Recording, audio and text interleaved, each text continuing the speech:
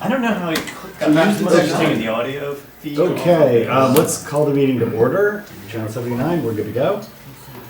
So this is a regular meeting of the Public Works Committee of the RTM. Rolf couldn't be here, so you are stuck with me tonight. And so our primary agenda is to, this week, we are welcoming Ed Gentile, the Director of Public Works, who's just presented the budget to the selectmen.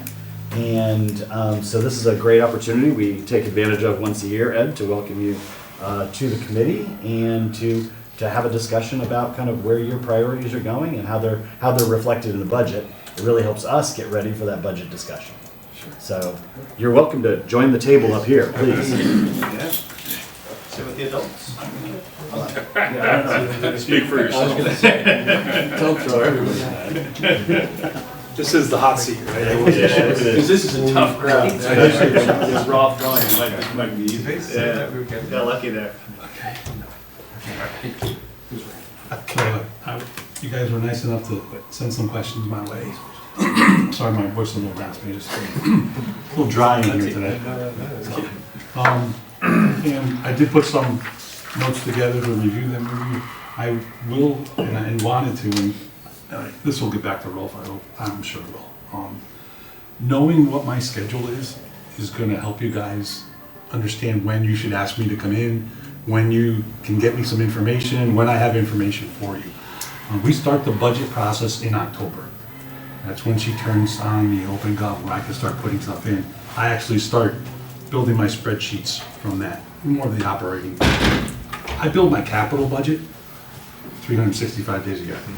I have a spreadsheet, I keep adding stuff to it, estimates go in it, and I rank them as I go through the year to see where we need to prioritize our money from the department when Genel approves it or Board of Selectmen approve it. Again, Board of Finance, RTM. So keep that in mind as we go forward so that we can get information and you got good questions for me. If there's information you want to know about, if there's something that you guys would like to prioritize and for some reason I've missed it, it's a good opportunity to get it before the budget season starts to roll in. So remember, October is my hot time. That's when I start doing the work on the budget, capital, and operating. Okay. So that implies we should be meeting with you in September. Probably a good time. Right. Yeah. I guess we'll talk about that. Yep. And then, though if you want to invite me back in February to go over what was approved or how we talked about it, Jen's only request is that you allow her to present the budget to the Board of Finance before I come and sit with you folks to talk about the budget. And she says, believes that to be a fair approach and the way the timing should roll out. The Board of Selectmen should have a look at it first. I'm just a messenger. Well, that's fair. I think if we get the chat in advance of your budget process, Yeah. then you can get our... So once a year is definitely not enough. I'd like to hear from you guys. Don't get me wrong, I watch your meetings. I like the interaction. There's some really good ideas, but sometimes it's better to have me sit in front of you and have the dialogue back and forth while we're here. I'm more than happy to do that. All right, so as Rolf sent me some questions, you guys were good enough to put some thought into what you'd like to talk about. I'm gonna jump right in. I'll go with, stop me if you have any questions. It is kind of long, so if you want to wait till the end, it's completely up to you too. So you guys decide. So we looked at pedestrian safety for infrastructure, and I think the bullet point here was Board of Selectmen's interest and in what form and what function. And so in talking with the first selectman, he had asked me to put together a scope of work, and working with him and hiring a consultant to assist and guide the Public Works Committee on sidewalk infrastructure needs, wants, and priorities. And I've done that. I put together a really, really extensive scope. I'm in the process of now reviewing it with Darien, the assistant, and the first selectman to kind of pare it down. I am going to suggest when I do meet with the first selectman that you guys have a shot at it too. I think that would kind of close any gaps that we think we might have. And that's kind of I think the best approach for getting a full and complete guidance from the consultant is making sure that he hears from all sides on what we're kind of looking for before he provides us with a price to do it. Is there room for added or improved safety measures on our sidewalks? Now, safety is, I wrote this out, so safety is always a paramount when it comes, but it comes in different forms of discussing design standards and maintenance requirements. We are continually addressing the downtown sidewalk areas. As you know, with the trees, the trip hazards, the raised concrete, I had an audit done about 3 years ago, and I am slowly addressing those areas as I can while I'm doing other work. The problem with the Boston Post Road is I need a DOT permit to do the work. The DOT is not quick. Even on the sidewalks. Sidewalks, especially generally speaking, that's all I really do. Work for them is on the sidewalks. Open cut trenches for drainage, that's all there. So the only time I'd go in there would be with a sanitary sewer. If I'm doing sanitary sewer, most likely it's an emergency. Those are quick to turn around. I think they recognize the need. But the sidewalk, on the other hand, they make us jump through a lot of hoops, and I'm not using any excuses, but that is something that takes time away from other projects for us. So we're working on that now. Other than the downtown area, we're implementing the ADA requirement for handicap ramps through town. There is a compliance sector of the DOT that's coming around now and requiring that all corners have handicap ramps, tactile warning strips, ramps, and a 4-foot landing when you come off of the roadway. We went through and audited all the intersections that we had. 406 corners need to be done. We're at 35% compliance of that number right now. So we have some catching up to do. A rough estimate of the work that needs to be done is about $300,000. This is going to probably take me about 3 years to get that done. The way I roll it out, the way I get a contractor in. Because they're smaller jobs, getting a contractor sometimes for these smaller things, I have to bid them out in bunches. And this is for all over town, right? Throughout town, except for the state roads. Yeah. As you see, they've done some of theirs and jumped over other intersections. I can't tell you why, but they're trying to catch up also with the ADA compliance fees. Ed, can I just add? Sure. So if it's 124 Post Road, 136, any of those roadways, the sidewalks that are associated with them are state responsibility or our responsibility that we have to do with the state? Any maintenance for the sidewalks are ours. The town pays for them, replaces them, repairs them. They've came back to address the handicap compliance piece, which is just the corners. Yeah. They could have easily come to us and said, you need to go out and do it, and there would have been, I would have a little pushback on that. Those are their sidewalks to come compliant. But if we want to upgrade, Tokeneke's a perfect example. We did about 3,000 feet of concrete sidewalk there, all on the town's dime. But they made me jump through about 6 months worth of hoops to get a permit to do it. So, do the thinking in your head, you kind of think they'd be more accommodating to getting us the permit so we could do work on their sidewalks with our funds.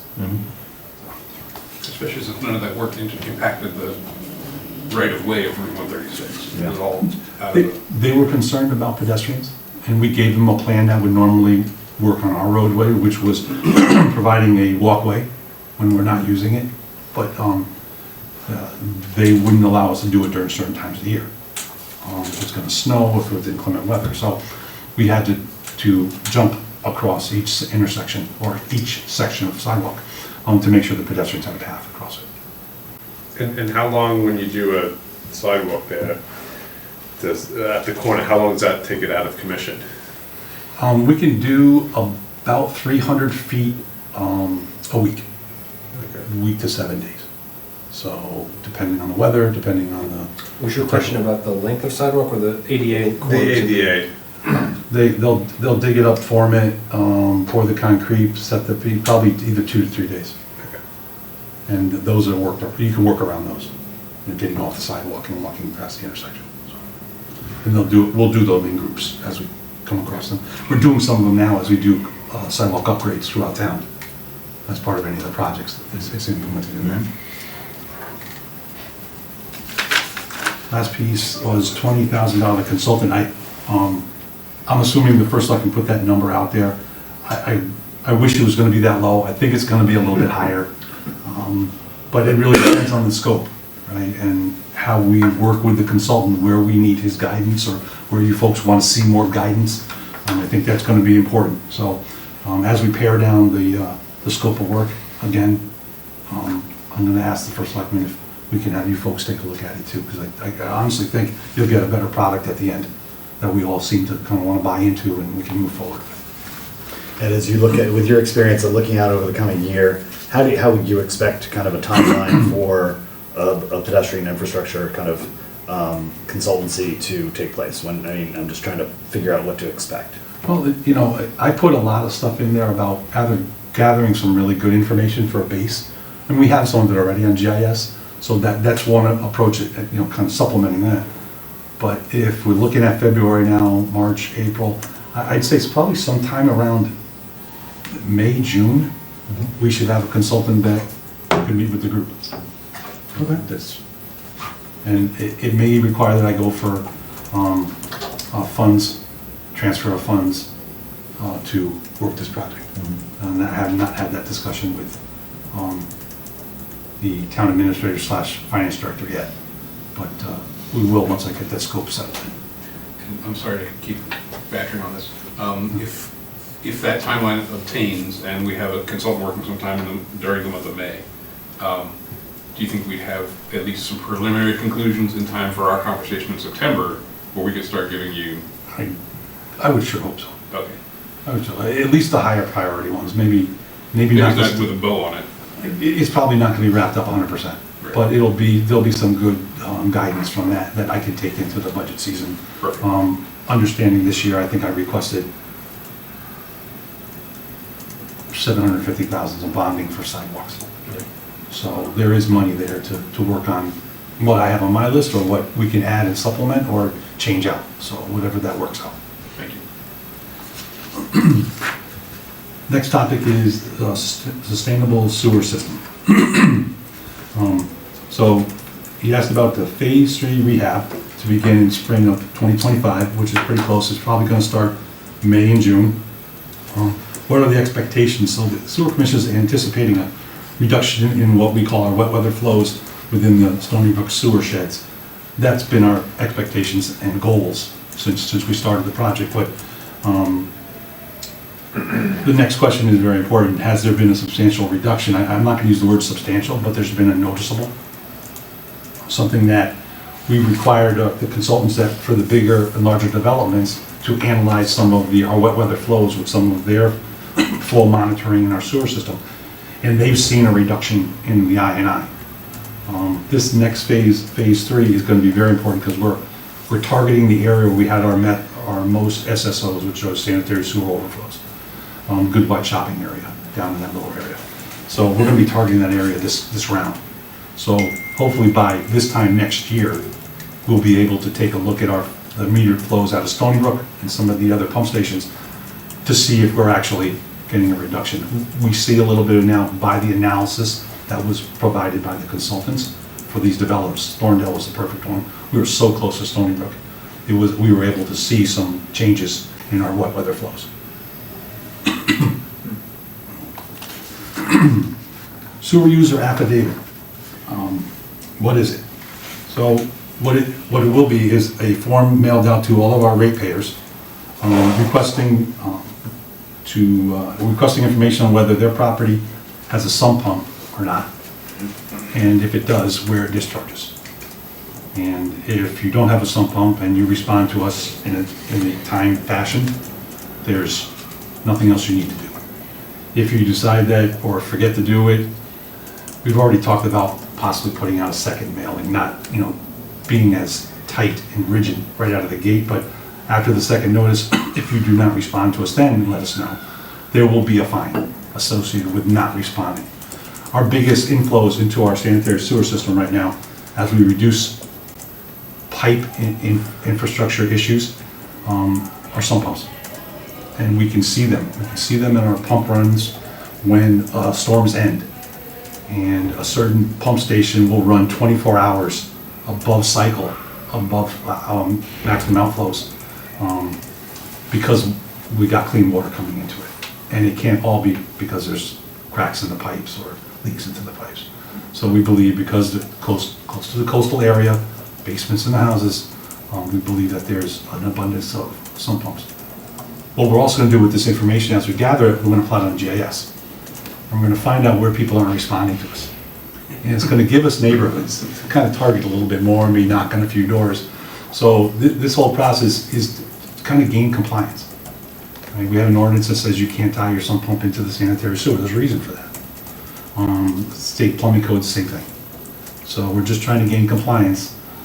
We thought the only way to maybe incentivize a response would be to assess a fine to that. And the sewer commission believes, in keeping it reasonable, but impactful at the same time. So they're working on that right now. Ed, knowing the disposition of some folks in town, they may say just a fine is a cost of doing business. Is this an annual fine? Is this a... Yeah, we're gonna send them out. If you haven't responded, you'll get a second one the next year, and you'll be given the same window to respond. You can do it by mail. We're gonna set it up so you can do it by email. So it's, or online even. We're trying to set it up so it's easy. Is the notice gonna contain some sort of instruction around if you are currently connected, please do the following to disconnect type thing? It's broken down to if you're connected and it goes outside and discharges properly, we've asked for photos. You can sign the bottom of the sheet, send us the photos of where it discharges, we put it away. There's also going to be a heavier fine if you provide misinformation. So we've had a little bit of thought about this, and to your point, Frank, yeah, it's could be doing business, but you're going to pay the fine every year until we can get down to a manageable number, or a neighborhood even, where we have to start looking a little bit harder. There's going to be a way that you can contact us and discuss how to alleviate your connection, whether it be discharging outside, tying into the storm system in front of your house, discharging to the woods, putting in a dry well, whatever it may be. We'll provide you some guidance. Okay, that's where I was going. It's Yeah. like somebody who is non-compliant and choosing to disclose that and Yeah. asking for help about, well, what do I do to become compliant? Yep. You'll probably get some people who say, what's a sump pump? Yeah, yeah. I mean, I'm I not, thoroughly believe I'm just trying to, there are going to be people who have purchased their house, this, that, and everything, like, yeah.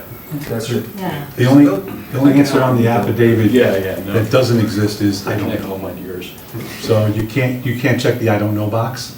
If you're not sure, then you have to bring in a plumber, or you have to bring in somebody you know that has a contractor, somebody that can look. But the only people that, the older demographics for the town of Darien, the new younger home buyers. The other folks that have been around a while, They- generally have an idea. So, but we have a group, we have a couple groups that we have to look out for. This is not to be a punishment.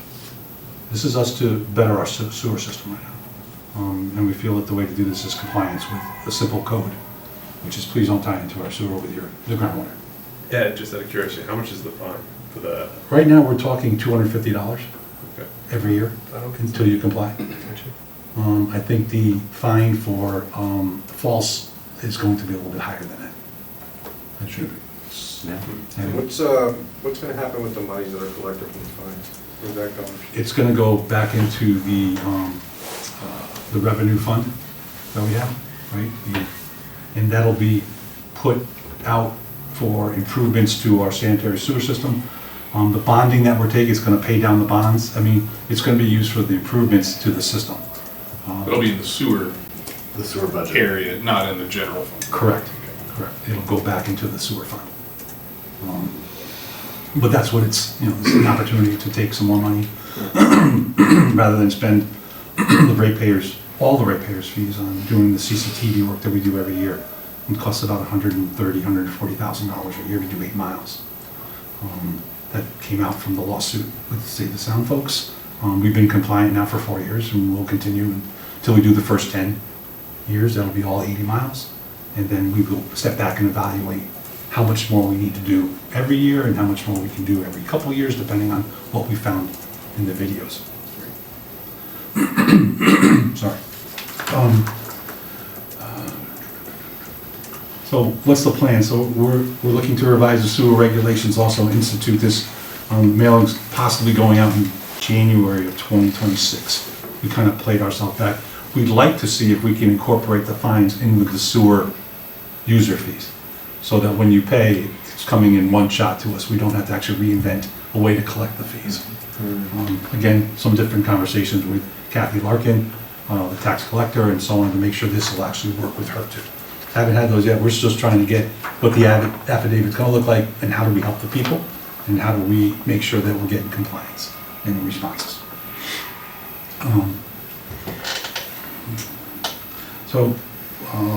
Will it happen? I like this question. Whenever you say working with the town attorney, it's generally a 50-50 shot. Not that it won't happen, but your ideas are gonna be pared down, which is why you see our fines are gonna be the same. We had started progressive, it's $100. Second year's $250.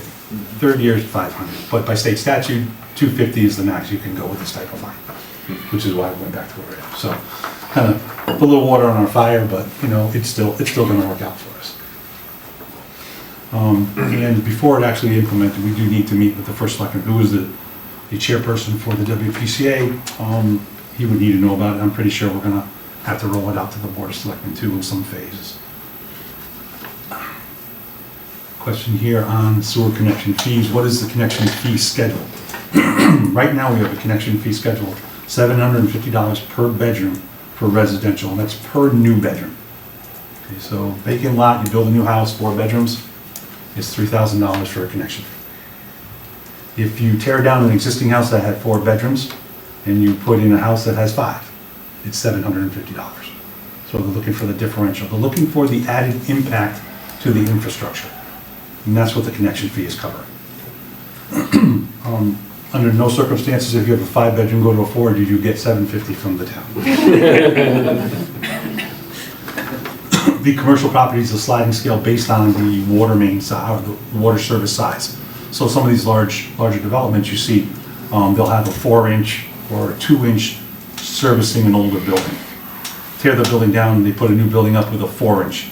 There's a sliding scale in our rates in the table that tells you what you have to pay according to that upgrade.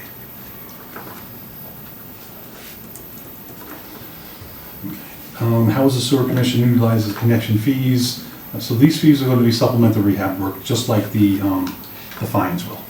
And the more fees we bring in, the less I have to bond to do this rehab work. So we're actually in the first overall phase of the engineering aspect, right? Phase 1 engineering had 3 phases of construction. We're going to start the 3rd phase of construction in May, June. There's a 2nd phase of engineering where we're going to take the other part of the town over by Hoyt Street, Holmes area, Seagate. That's not in the Stony Brook sewer shed, so we're going to go look at the areas that we have higher readings during rainstorms in our pump stations. So that'll be phase 2, and out of that, it's going to come 1, 2, and possibly 3 phases of construction rehab out of that. I'm going to have to go back for more bonding to cover that. So any fees that we can actually start collecting now and put away, we're going to have that to spend on these rehabs. And I think it's going to be, whatever money we can have is going to take the burden off the bonding and having to pay those bonds down over 20 years. Floodproofing, good one. We currently did some floodproofing at the Stony Brook pump station and Nearwater. We had built enclosures around both transformers and any building openings below the 100-year flood elevation plus a foot. So we took the last flood that we had gotten on Stony Brook, we put a mark on the building. We had the surveyor come out and give us an elevation of 100-year flood, and we went a foot above that. And we enclosed all those window wells that actually go down into our basements. We just raised the concrete walls above, left the top open, we put a screen on top of it. So all the enclosures around the building are done. The doors are protected by what we call waterproof dams. You actually put them inside the door, and you actually can crank them and tighten it against the door and down. So now we have 3 or 2.5 feet on the doorway also to protect it. Those are some of the measures we're doing at both locations. We are looking to complete the enclosures for the transformers on one or two other sites. And specifically the generators at Nearwater and Pump Station, we're gonna elevate them. Elevate the one in Stony Brook, I need to raise that up about 2 feet. The one in Nearwater is actually in one of the round enclosures. We're gonna actually raise and protect the doorways that go into that, so the water actually cannot go into the building anymore. It'll be a step up and a step back down again, and all of a sudden now I have a watertight building. So we're looking at doing that now. Any questions so far? You guys have been great. Can I just ask a question on that last one? These are little buildings where the transformers are?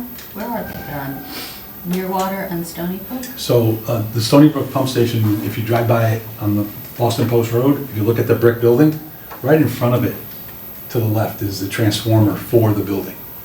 And it's Eversource's. And asking them if they would elevate it, locate it, it comes with a lot of code issues. Like it has to be 10 feet from the building. It's got to be elevated 4 feet above the ground. You have to build a platform around it. So instead of doing that, we got permission to actually enclose it. Leaving one side open, and we have water dams that actually go into those slides if we have it predicted for a larger storm coming. And we can put these things in about 2 minutes.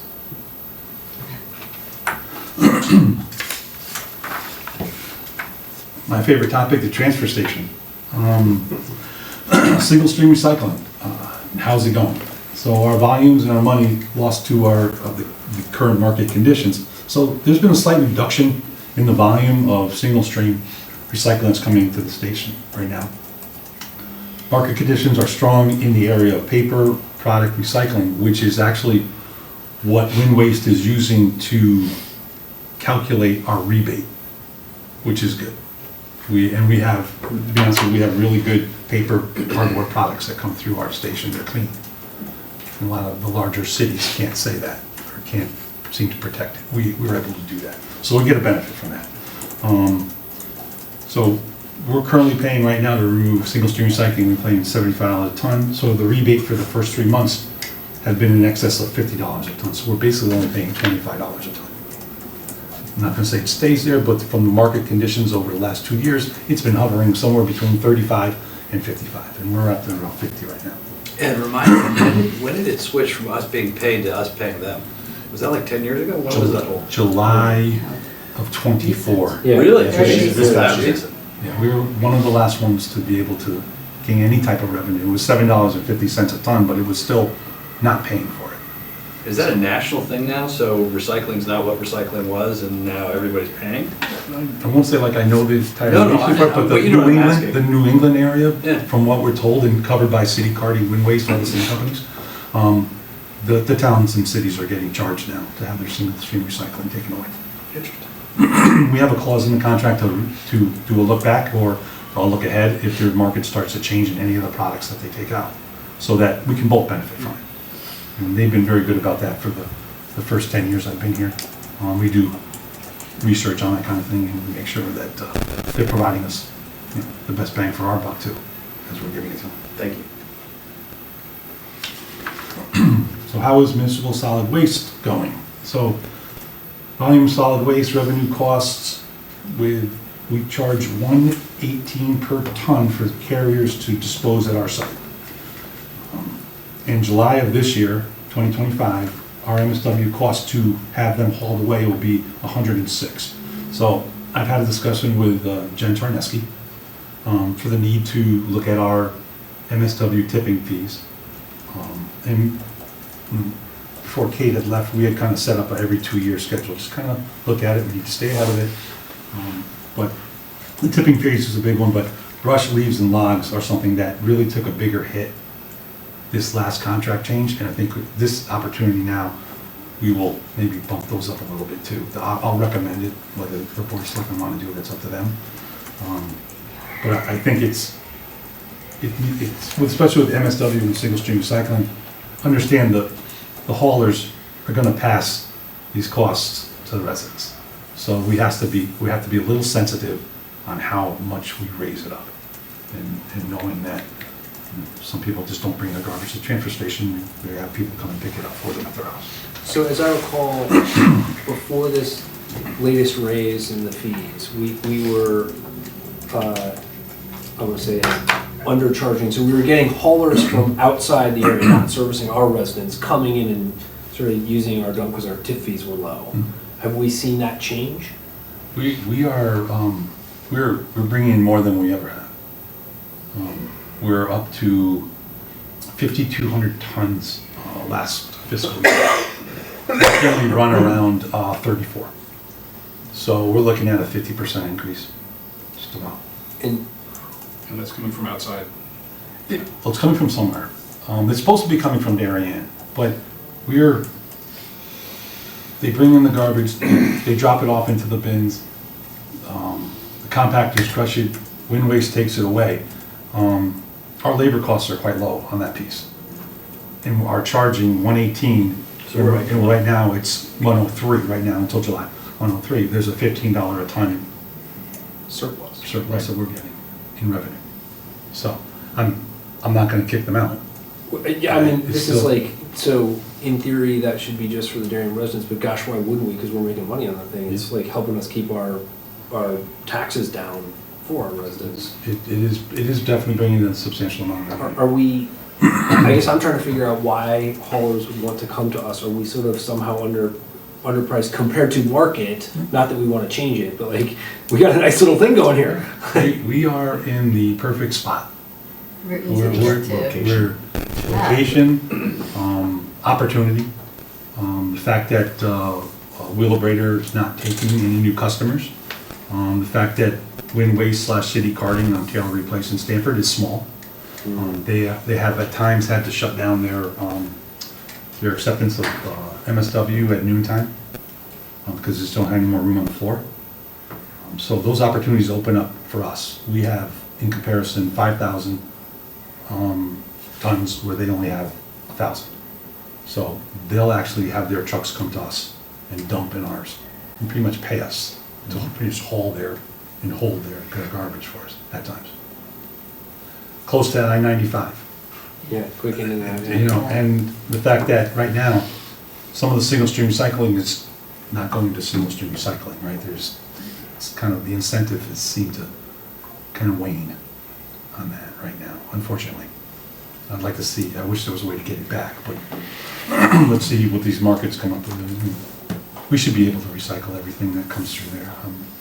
I'm a firm believer in it. Cardboard, plastic, glass. There's no reason at all. So. Did you say your volumes are up 50% this year? 34, well, from 2 years ago, 3,400 to 52. So jumped me across the rate increase and then to this year. It's more than 50%. So that's more than 50, but obviously garbage and volumes in the area haven't gone up 50%, so you're stealing market share, right? I'm bringing it from somewhere else right now. So I guess if I were in a business and I were getting 50% increase in market share over such a period of time, it would once again say, like, am I charging enough? Or am I below market? Have you looked into that further? We are at the top of the market rate right now with the local areas, New Canaan, Norwalk, Stanford, Greenwich, Darien. We were. And yet our volumes are so much higher. Yeah, now, once we raised ours to 118, the other towns started to bump theirs up too. I generally see that we're probably going to bump it up this year in October, a small amount, and just kind of keep ahead of. But the cap on our ability to profit maximize, right, is that if we raise the fees, those costs to our residents go up.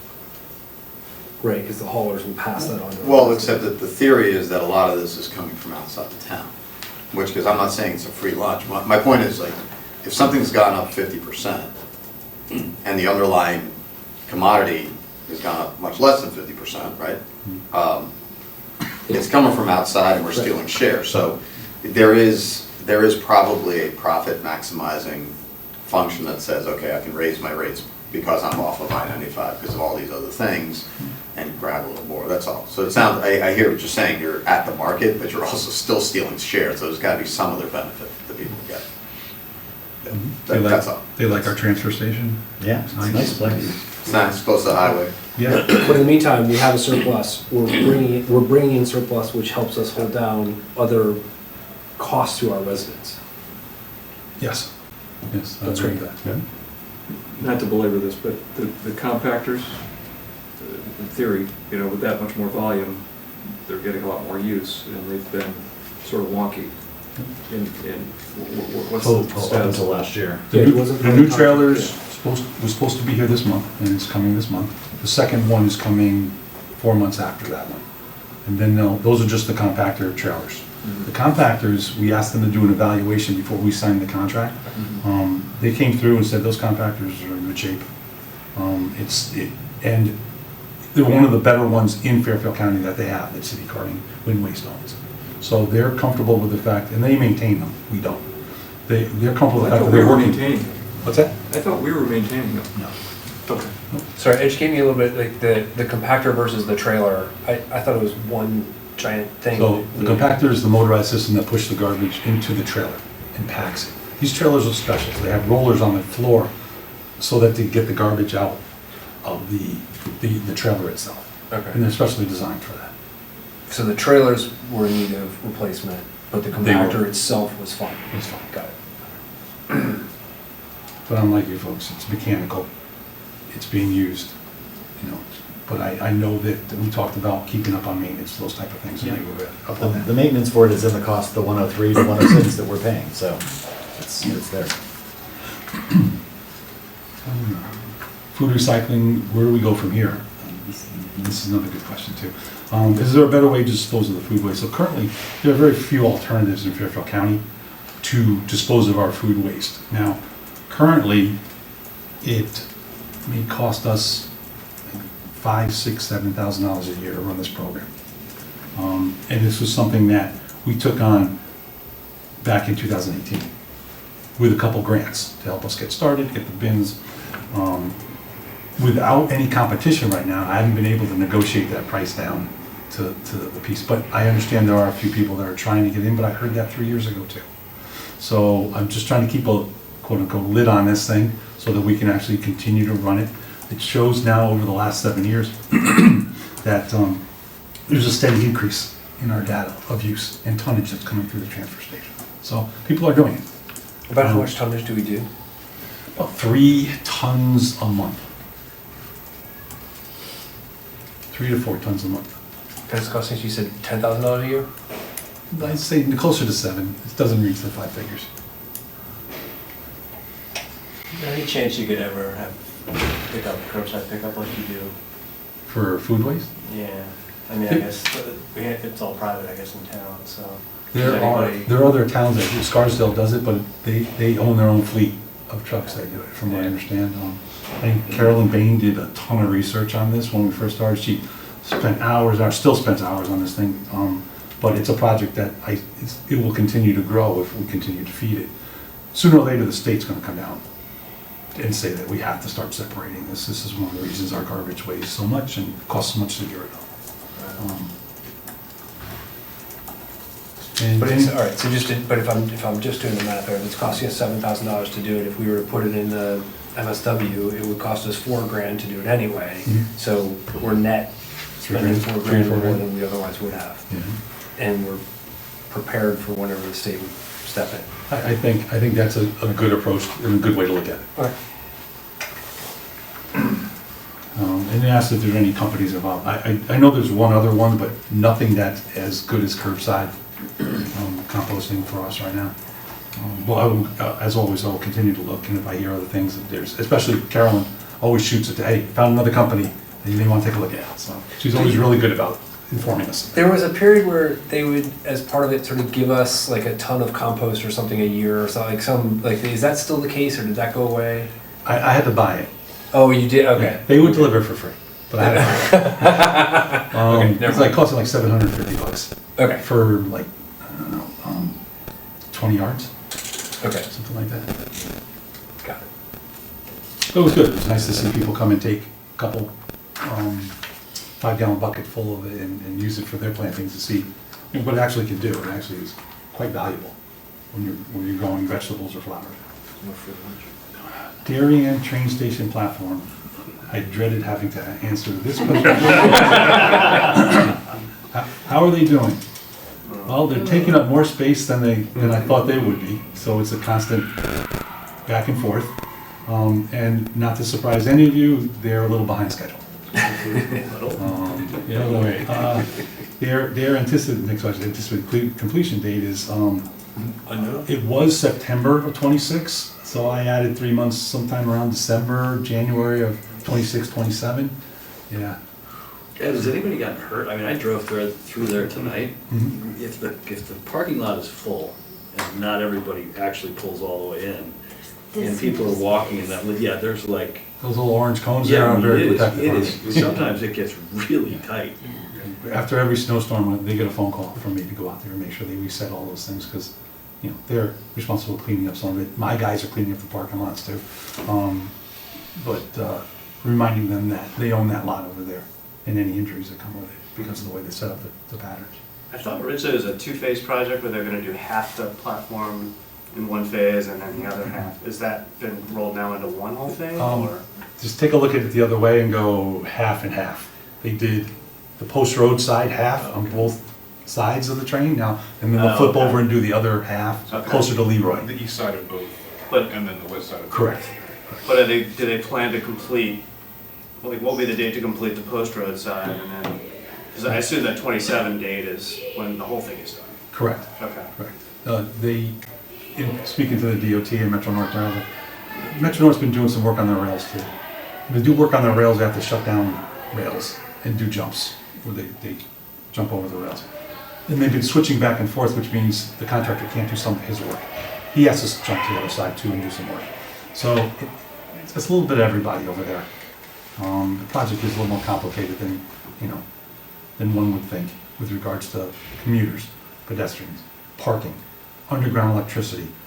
The platforms are new, they're gonna be heated, so there's a ton of different components that are going together that I think a lot of these folks haven't seen yet. So, plus the elevators. I have the answer to that one.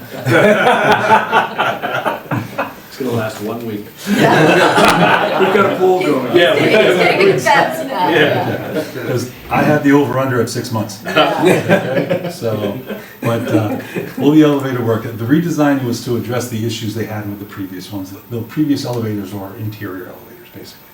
So exposed to salt, weather, whatever, so now we've enclosed them. And those components are not hydraulic, they're not cable systems. So we went to a different system also. So we're not getting the rust in the cables, the pulleys, or anything like that anymore. So that was important to make sure that their design stepped it up.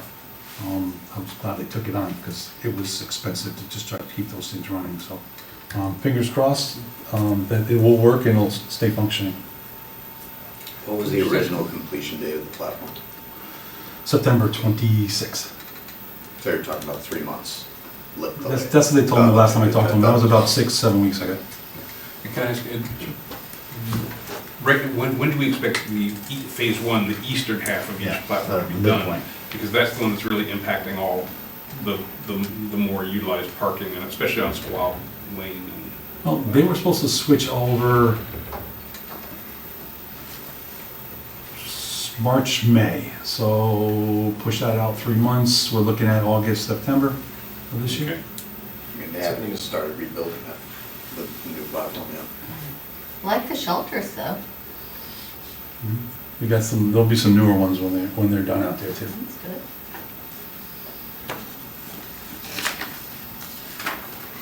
Drainage project, salt box, coach lamp project.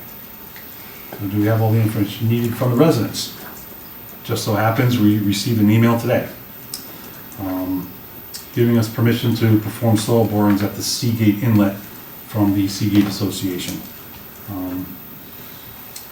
We've been discussing the project with them and their concerns down there in their inlet with regards to discharge, silt. We finally were able to come to some arrangement where they would at least give us permission to do soil borings in the mudflats by the head wall so we could finish our design and submit to the DEEP and the Army Corps, because that's their jurisdiction, and we couldn't finish the design without that, the approvals to go in and do those soil borings. So, as a matter of fact, I literally just got it this morning. So we'll move that forward. The design is 75% completed. We're trying to get to the point, like I said, to submit the DEP and Army Corps. And we've scheduled those soil borings within the next couple of weeks to get out there, weather permitting. Has DPW initiated securing required easements, so all the title searches have been completed. No easements have been obtained yet. Some do exist already in some of the locations where we're working. We have identified, I believe, 7, don't quote me, I think it's 7 or 8 easements that we have to obtain. 2 of them are down on CD, and obviously with them working with us, it looks like they're going to work and continue to work with us to get us the easements that are needed. The other ones cross land crossings that aren't where the neighborhoods back up from like Saltbox to Coachland to Thomasina, Thomasina to Du Bois to Patricia. So there's all those going through people's backyards. Some of them has easements already that we can use. Some of them don't. Some of them we were able to bypass, so we wouldn't need an easement that we didn't have. We were able to get around and stay in the roadways. Are these just work easements or are these permanent easements? There'll be permanent easements. Okay. Some of them include permanent plus a temporary to do the work, and then we release the temporary, but keep the permanent easement because the pipe will be in that easement underground. Yeah. Has permitting applications been submitted? And the answer is no. But the one we are moving forward with is the EPC. We had a meeting with Rick Talamelli. We were supposed to meet in mid-January, and I could not make that meeting, so they rescheduled it. We're trying to get him to meet with us by the end of February, so we get on their docket and talk about any wetland impacts in that project and get the approvals from at least the EPC as we go forward. So Tilly Pond, we're about 30% complete with the design drawings. We are working with some of the neighbors on a couple easements. There's an easement that I need specifically from Boston Post Road to Center Street parking lot in between those buildings on the, let's call it the east side of the Boston Post Road. So I've spoken to some of the property owners already, and we'll continue those. One of them sounds promising, and we'll continue moving that one forward also. Estimated completion date for that is February of next year, so a year from now. The DOT review is probably going to take the most time because of the proposed pipe jacking underneath the railroad. That will be coming from the Squab Lane area and head underneath and come out on the other side, the north side of the tracks, in the Kip Coons parking lot, where we make our connection to the Tilly Pond outlet from there. And Gorms Pond Dam, we are looking to start construction. They were actually supposed to be putting up silt fence and this week. I think with the weather we've had, they pushed it off a week. So we're going to start doing that one soon. The target date to complete is still October, where we'd still qualify for FEMA funding. From our meetings with FEMA lately, they actually were talking about giving us an extension to that if we needed it, based on the bidding issues that we've had and the cost and going back and getting the funds and stuff like that. So How disruptive is that project gonna be? I'm just thinking about Great Island, I'm thinking about. There's not going to be anything on Rings End Road other than when they drop in the sheet piling. Yeah, good. But the road will be opened. When they do that type of work or any type of work where they have to put something in place, they'll only be there for a short period of time. That short period of time can be a day. But we'll have police officers there to make sure the traffic continues to go through. Most of the work can be accessed through that roadway on the south side of the bridge, Yep. coming from Rings End Road. So that's one of the project. And I know you guys didn't ask about it, but Hanson Road Bridge, it's got the culverts in. We toyed with paving it to opening it up. It would just mean that I'd have to close it down in about a month or two for 6 more weeks, and I just didn't think that disruption made any sense to kind of sit in a mixed message like that. And thank you for shaking your heads like that, because Darren and I went back for 2 days whether we should do it or not, and it's we want to get people back to what they usually do, but then I'm going to take it away again. I think that would just look bad. People are used to getting around it, so get it done. So that's all the questions that were in writing. I'm here, so if there's anything else you want to ask me.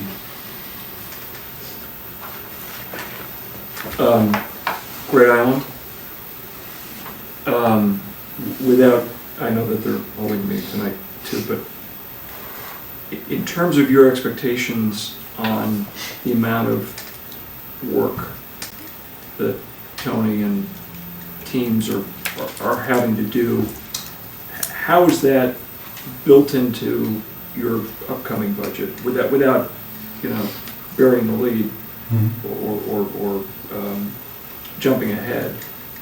Because my sense is there's a lot more effort going into there than we might have discounted it at the beginning of that process. Fair question. There's, Great Island has its own operating budget as where it'll be coming through the process. Whether talking about my workforce or using a contractor, we've tried to set it up so that the Great Island itself continues to function, is safe out there. It does mean that Tony spends a little bit more time down there. I think he likes it. I think he likes it. He's down there early in the morning. He's there late at night. He goes through on the weekends. He's made it a project, and he really does care about making sure that everything goes well down there. My facility mechanic, Dave Sabini, he's phenomenal. He's all over the place. So there are times that, the boiler went in the stables. I had him there, for an hour, so he got it back up and running. Had a contractor come in. We ended up replacing it. We did some work there, but we're asked to do a lot of things sometimes that we don't plan. Some of the stuff at Great Island I can plan, like paving the driveway, fixing potholes, picking up leaves. We do that with Parks and Rec. They come down there too. But it does take time away from other things that could be getting done. But we have to prioritize. And I think keeping Great Island looking as best we can is what we've been asked to do, and I will continue to do that. And also try to keep up on the other work too at the same time so it doesn't impact other areas. So we are spending time down there, yes. Have I seen an impact or any fall off from other areas where we should be doing work? I probably could mention this building. This would be one of I wish during the wintertime we could get into some of these rooms and update them a little bit more. As you see, it's a slow process for us. We do offices, we do carpet. Someone moves out, we paint their office. We generally do it in the wintertime. That's kind of fallen off a little bit because I'm using them to do other things right now. But all in all, I haven't seen any type of fall off that I should be concerned with just yet. And we will continue to address the issues at Great Island until I'm asked not to. But just Great Island open to the public right now? I mean, in the winter? Or? Yeah. Okay. But just taking that slightly different angle, I mean, I wonder if you're keeping track of the amount of effort that we're putting in as a way of budgeting forward. We're going to need to do X, Y, and Z. Even before whatever plans the Great Island Committee or the selectmen decide to do, but in terms of just even maintaining it today, are you keeping track of how much time and effort we're putting into it as a way of sort of forecasting what we're going to need going forward? A more accurate operating budget for Great Island. Yeah, thank you. And that's a good direction to go. And we do have ideas on where we use our workforce and how much. And we have our two contractors that work out there, one during the summertime and one through the winter to address the snow and salting.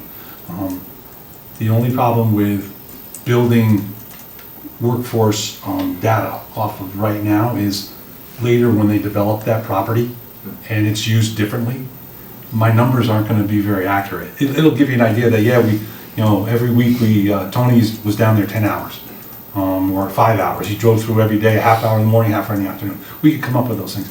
But later on, Tony won't be driving through.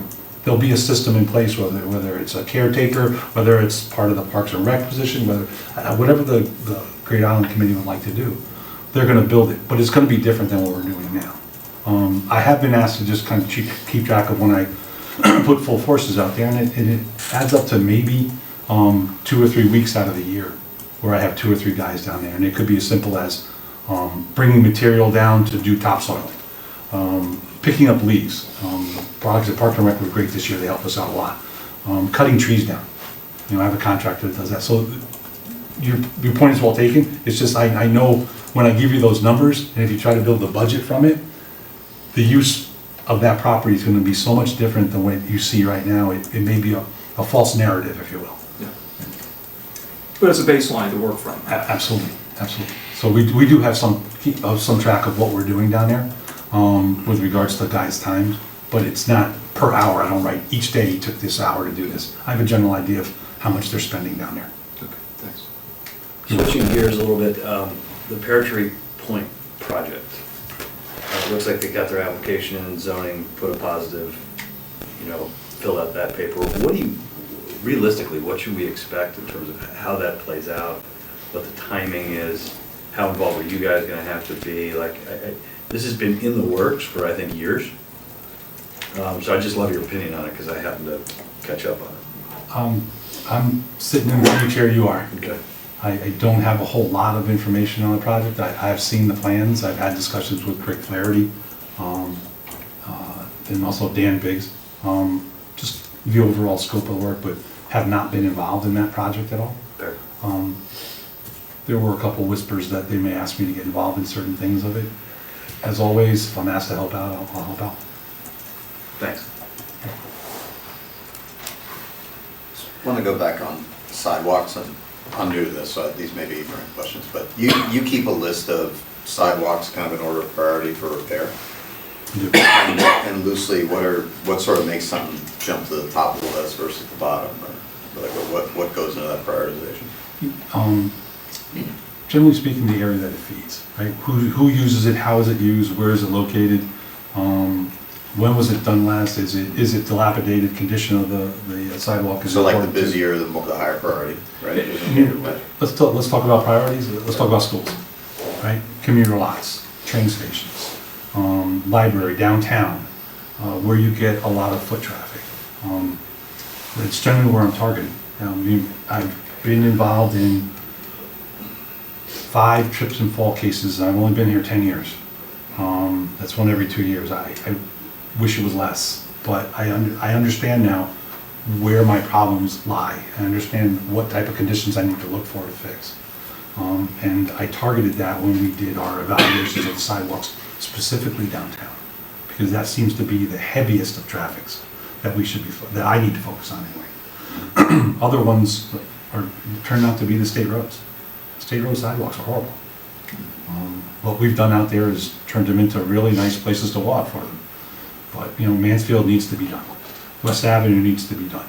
Their sidewalk is on West Avenue, half of it's asphalt, and you get to the concrete part and there's 1.5 inches of sidewalk to the asphalt pavement below. That's not sufficient for what we do and how we need to keep people safe on the sidewalk, keep water in the gutter lines, being able to snowplow with a shelf, those type of things I need to look at. So there's sections there. There's a section down on Boston Post Road by the YMCA. It's all asphalt from Nearwater to the YMCA. It's about 3,000 feet. You can barely see the asphalt. The grass has grown over it. That one, it reminds me of Tokeneke before we did it, right? You could barely see the asphalt, the grass had grown over. So those are other areas. Those are on my list to do. Yeah, I guess I'm thinking of a couple of examples in my neighborhood where I just wonder if you have a light traffic area with a safety issue, if that should be higher. Because there's just areas in my neighborhood where, say, a resident's bushes are right up against the sidewalk, pushing you out into traffic on a curve, right? And so is it high traffic? No. Is it, at least in my view, high risk? I just wonder if there shouldn't be like a little bit of a safety override on that situation like that, be notifying us at the DPW office. They'll get a letter, and then they'll get a visit from Anthony to come and showing them what they need to do. We give them an option. They can do it. They can have their landscaper do it, or they can let me do it. They don't generally pick me to trim those bushes. I explain to them the safety hazard and what their responsibility is and what they're causing. And I would say 99 out of 100 times, those bushes will get trimmed back. And so this year, you've got the 750 in the budget, or in the capital plan for this coming year. You mentioned about 300,000 just to get us up to compliance on for ADA. Mhm. So does that come out of the 750? I'm gonna try to jump it in 3 years, so 100,000 for each year, because I don't think I'm gonna be able to get that much work done with the contractor. I mean, I can ask for all the money in the world, but if I can't get a contractor that can get the work done during the 8 months that I'm allowed to actually do that, weather permitting, do that kind of work, it's a moot point to have the money. Yeah. So I don't want to take more than I actually need. I do have some work already scheduled with the balance that's in the sidewalk fund. Nearwater sidewalk is one of them. My next phase that goes down to the beach needs to get done. I pushed that off to this year. We're gonna get that done this year. And is, because we've had a hard time getting contractors to do sidewalk work over the last few years, is that situation getting any better, or is it still gonna be, it's still tough? I lost a contractor that closed up shop and retired 2 years ago. He was one that I could always depend on him to bid a roadway intersection job or a sidewalk job. They're no longer here. That's the Darien Construction and Norwalk. Their prices were always competitive. We use Grasso, we use VD. FGB is always given an opportunity because they're local. They have the big job downtown right now, so trying to get them to do work, for the town is, they just can't afford to pull their men off of Corbin project down here, so. But it's kind of thinned a little bit, but I still get responses now. Just scheduling is hard. Yep. You're promised the world, and they sometimes delivered a month or two later. In the, so we've got the sidewalk repair stuff, is there any anticipated new sidewalk work for this year? I do, there's the one on Edgerton, the first selectman wants me to hold a public information meeting and do that section from West Elm down to West Avenue. That was one of the one that he asked me, it's been on my list the longest, that we should be able to do. It's just, And that would fill a gap, right? There's sidewalk south of there from West Avenue down to the train station. Mhm. And there's sidewalk, I think, on Edgerton north of West Elm. to, yeah. To Middlesex. So that would be a gap fill, which That's- pleases my little heart. Thank you. It's, Then we'll work on making that sidewalk protected, that's a separate story. the issue I've always had with Edgerton is pick a side. Great. And I think I tell you guys this all the time, I want to pick one and I have an assistant that picks the other side, so, sooner or later, we're gonna have to, someone's gonna have to break the tie. Sorry, you want to pick one? And Oh, Darren, awesome. Our assistant. I live there, I'm happy to break the tie. Which side are you on? He's offering a contribution. Very generous. So yeah, that will definitely fill a gap. That is one that, it's literally on the drawing board, we haven't laid out for both sides. Can you also remind me, first of all, I think the new sidewalks on Tokeneke are great. Thank you very much, as someone who's served by that. There is that one place where it crosses over Tokeneke Road just south of the highway. Remind me, is it cost prohibitive or permit prohibitive, or why is there not an opportunity to put some kind of manually operated flasher there to notify traffic that there's somebody waiting to cross? You know what I'm saying? 'Cause Yes, I understand what you're asking me. The process, and this is where I would defer to Don Anderson, if he was still with us, still working with us. He handled a lot of those crosswalks, because one, it has to go through the legal traffic authority, and two, it's a state road, so not only do they have to implement it, but they have to design it and then pay for it, but then they turn it over to us to maintain. Great. They just did one of those right out in front of Henley on the Boston Post Road. That was, I think that's something that you're looking for, right? The flashing where the crosswalk is highly identified. Right, I mean, people on Tokeneke, and I'm guilty as a driver, you're generally not looking for someone waiting there. And so the rare times when there's someone waiting there, like, I either kind of stop short or you blaze through. Neither one is a good option. It's not something that I can ring up with the police department and see if the police commission is looking to do something like that. I'm more than happy to broach that subject with. If you can raise it, that would be great. Thank you.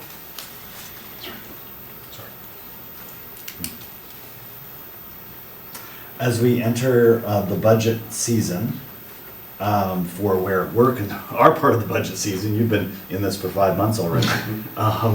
what are the areas, we're 5 months after you wrote your original budget and it got submitted, so time passes when we do these things. As you look at the budget and your forecasted costs for the coming year, what are the areas of greatest, what I call risk in the budget right now?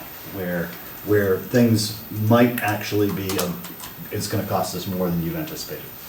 You're gonna see a very, very large jump in the solid waste management area. And you're gonna see that because of the MSW numbers coming up. But then take a look at the revenue piece. And you're gonna see a very, very large increase there to balance that. We've been carrying about, just in that area alone, not the full waste area budget, but just that management area, about a $300,000 deficit every year since I've been here, pretty close to that. And we've maintained that throughout. So as we raised prices, as the MSW went up, but the management fees went up, we closed the gap again, basically what we did. So we're still running around $300,000 in deficit on those particular costs. That's one. The other ones that are always a problem, electricity. I, for the life of me, do my very, very best to predict, but I'm predicting 18 months out. And Eversource is not user-friendly. They're not accommodating with their rates. They change on a regular basis. It's not easy, So that's another one where Jen Tarneski actually took a holistic look throughout town and kind of made some adjustments in budgets in the electric line. See where they come out. She had a little bit more information on rate changes and fees that were going to end at a certain part of the year, so she made some adjustments in those too. But that's always a big risk. Commodity is always a big risk. Is the town able to use a different supplier? We do. We have a different supplier, but Eversource is our distributor. Right. Well, Yeah. they're everybody's. So we have an energy company that buys it for us. We're locked into a price for that supply piece for the next 3 years. Oh, okay. That's what it's easy to forecast. For that piece. The distribution, especially with That's only about loads. 25% of the price, right? Yeah. It is, but the part that they add on, especially like a pump station where the demand, there's a demand fee. And then we get hit with that pretty hard on those locations. Same here with this town hall. Right. During the summertime, when you're demanding more electricity, they kind of ramp up their cost on you a bit. Okay. Those are my two areas. Fuel wasn't too bad, actually, the price came down this year. But again, I'm predicting out a year to 18 months, depending on what commodity I'm looking at. Any last questions?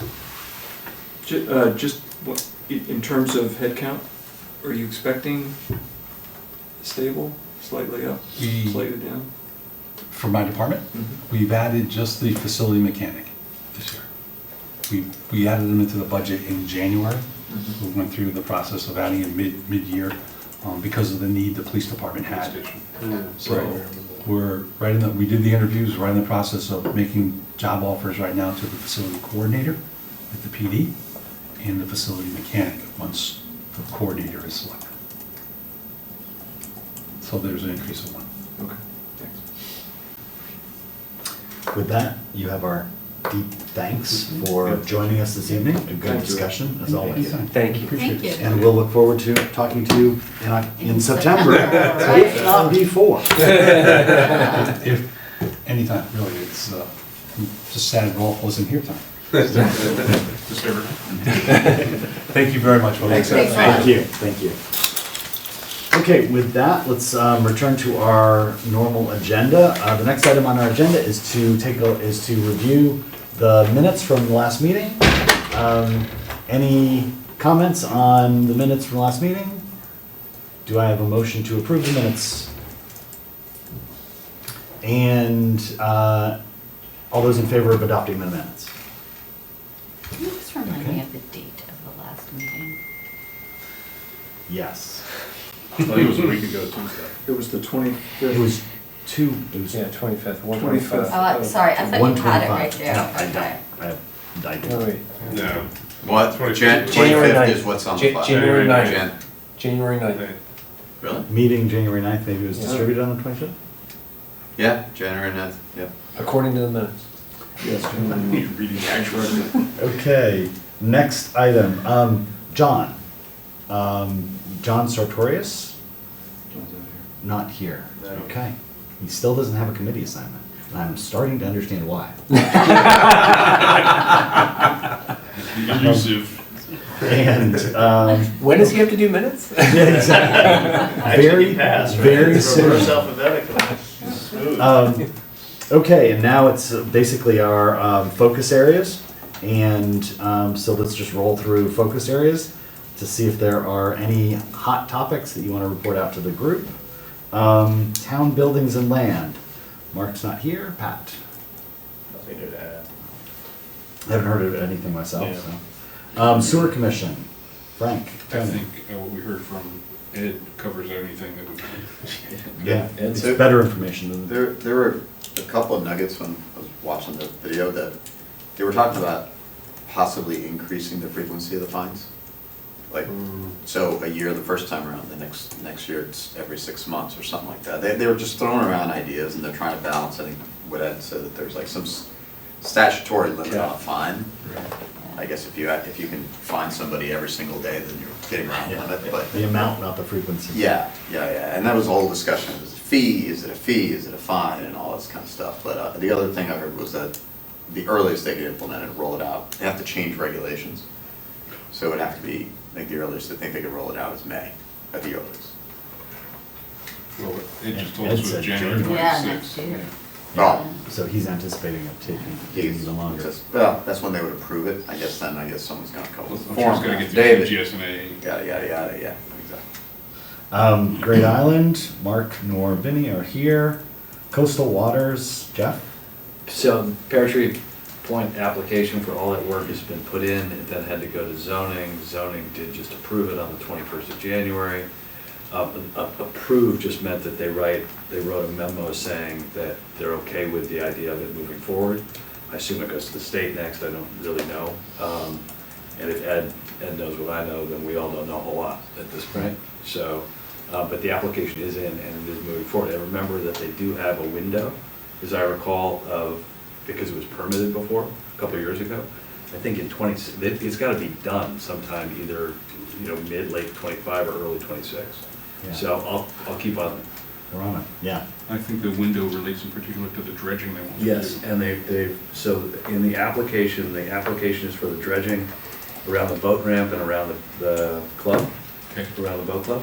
It is not an application for that bigger dredge. For the channel. Yes, for the channel.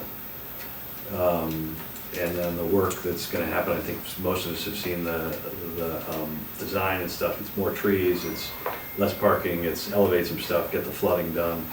But to your point, the dredging is a big one, and the dredging, a huge one is what you do with what they pull out of. Right. So that was not in, Because they have to cart it away.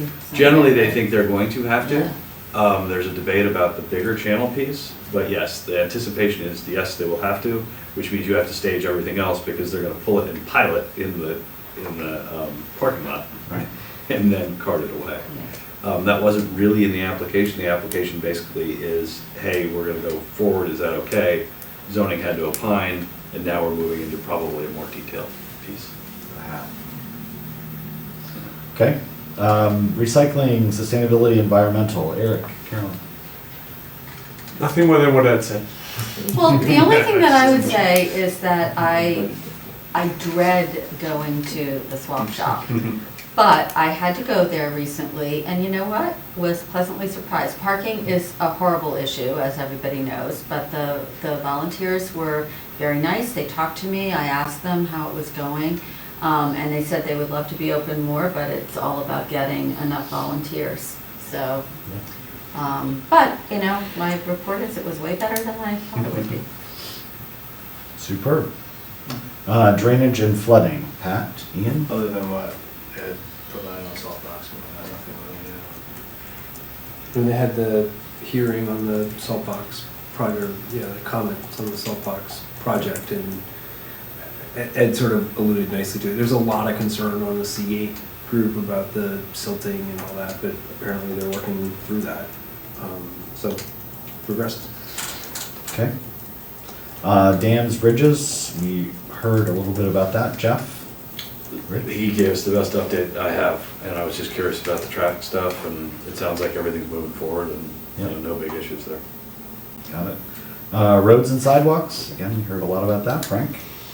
I mean, I'm glad to hear that they're filling the gap on Edgerton. I mean, there are a couple of, as we all know, I don't want to get on a soapbox, there's some high priority areas that have not been addressed for a long time. And it does sound, it sounds like it sounded from tonight, like there's pretty good movement on it, some Hopefully things. the consultant project will provide an impetus, but at the end of the day, it's up to the Board of Selectmen to. Yeah, I haven't heard any movement. In fact, I was meaning to reach out to John or a couple of selectmen and find out what is the plan, because the last time I checked, it was, are they gonna reinstitute or reconstitute the PIAC, or are they, what shape is it taking? And I'm worried that we're gonna get into the budget season and it's we're gonna get to that. We're gonna lose another cycle. I mean, it's good to hear that the consultant is, but 20 grand isn't gonna do it. I can tell you right now. If we're thinking about a town-wide project to come up with a plan, and if some consultant's willing to do it for 20 grand, I don't think we want to hire him. Yep. So. Finance and budget, again, we're, through first two steps, so we've got our budget meeting will be coming up. It's actually planned for the March meeting for us to take a look at the budget. Rolf and I were talking about whether it made sense to do that on March or April, because it doesn't go to the RTM until May. And so whether we are doing that in March or April is kind of, it's a question. So, but that's kind of coming up on our agenda, is going through the budget. Then town plan of conservation and development. Rolf's not available. He'll get us up to speed on that next month. Well, they have hired a consultant, and the first view of what the consultant has outlined, just one person's opinion, is it's a lot less interactive than 10 years ago when this process was done. Meaning in terms of collecting input from residents.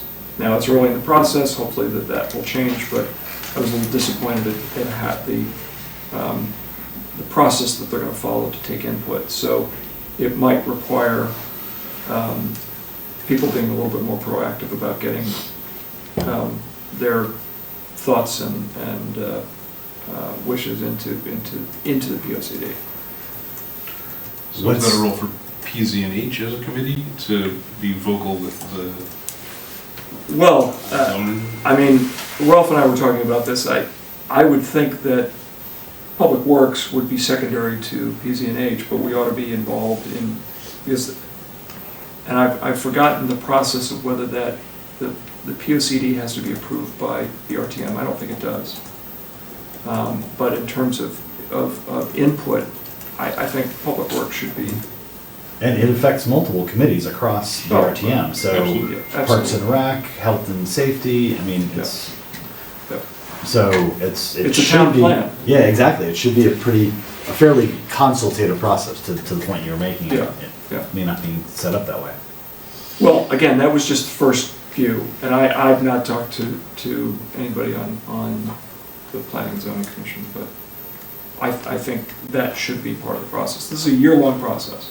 So, but really, it's all going to take place probably over about a 6-month period, realistically. So, What's your understanding of that, when that window, that 6-month window should be? well, it's starting. Yeah, it's starting. Okay, thank you.